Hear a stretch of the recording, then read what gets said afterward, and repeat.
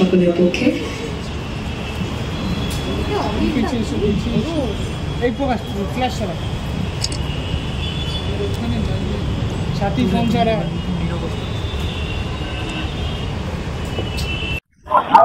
চরিত্রের নাম হলো উপাসক মুখার্জি। আমি একজন আর্কিওলজিস্ট।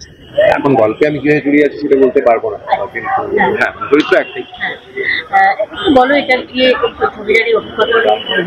অভিজ্ঞতা ভালো, গল্পটা একটু ইন্টারেস্টিং আছে, একটু অন্যরকম আছে, আর পিরিয়ড ফিল্ম, ওই সময়ের লুক, ওই সময়ের ব্যবহার, সেটা করতে মজা পেয়েছি। প্লাস আমার মনে হয় Ritwik Chakraborty one of the finest actor we have in Bangla, তো ওর সঙ্গে কাজ করতে ভালোই লাগে আমার। আমি অনেক বছর পর ঋত্বিকের সঙ্গে, এটা আমার সেকেন্ড, অনেক বছর পর তো কাজ করলে খুব ভালো লাগলো। আমার মনে হয় রনরাজ অলসো এখানে গুড জব, নতুন ডিরেক্টর কিন্তু ভালো কাজ করেছে। সবার কাস্টিং খুব ভালো, অনসেম্বল কাস্টটা খুব ভালো।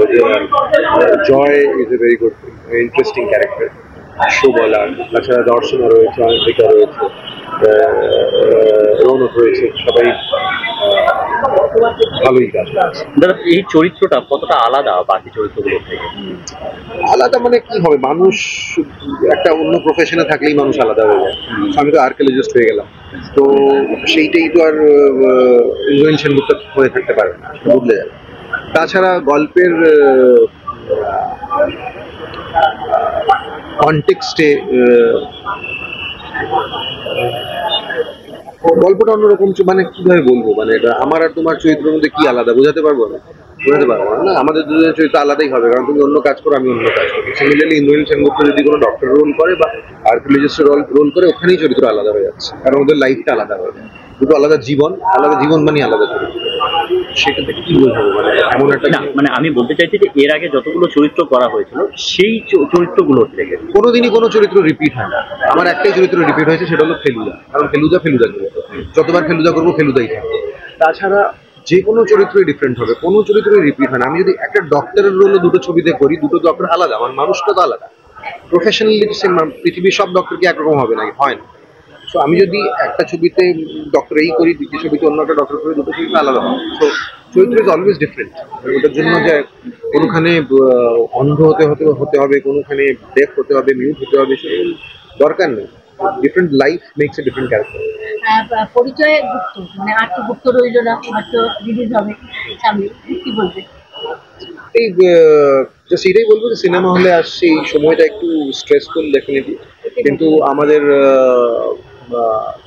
মনে হয়েছে যে এটা অনেকদিন ধরে তৈরি আছে, it should release and we want to tell a story, and আশা করবো যে দর্শকেরা আসছে ধীরে করে সিনেমা হলে গিয়ে যেন ছবিটা দেখে। আর এই বিষয়টা নিয়ে মানে তোমার ব্যক্তি বা তোমার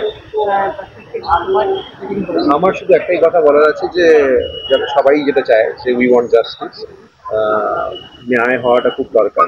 ন্যায়টা কি সেটা আমরা সবাই খুব লিমিটেড নলেজ বা আমাদের রেসপেক্টিভ নলেজ নিয়ে কথা বলছি, কিন্তু জানে ওভারঅল ন্যায় বা জাস্টিস হওয়া খুব দরকার। এর চেয়ে বেশি আমার নিজের ব্যক্তিগত ওপিনিয়নটাকে পাবলিক প্ল্যাটফর্মে গিয়ে বলার আমার মনে হয় না আমার দরকার আছে, সেটা stick to the movie. Music director Suvendu অধিকারীকে, যার কথা একটু আগেই ওরা বললো, একটা জোরে হাততালি ওনার জন্য। এবং আমি রিকোয়েস্ট করবো অর্ঘ্যকমল মিত্র, অর্ঘ্যদা আমাদের সঙ্গে আজকে রয়েছেন, ওনাকে একটুখানি আসার জন্য। আর পান্ডে মোশন পিকচার্সের পক্ষ থেকে মুকেশ পান্ডে যদি থাকেন। আচ্ছা, আমি এক্ষুনি কথা বলে জানতে পারলাম যে অয়ন্তিকার আরেকটা বড় ভূমিকা রয়েছে এই ছবিতে অভিনয়ের পাশাপাশি।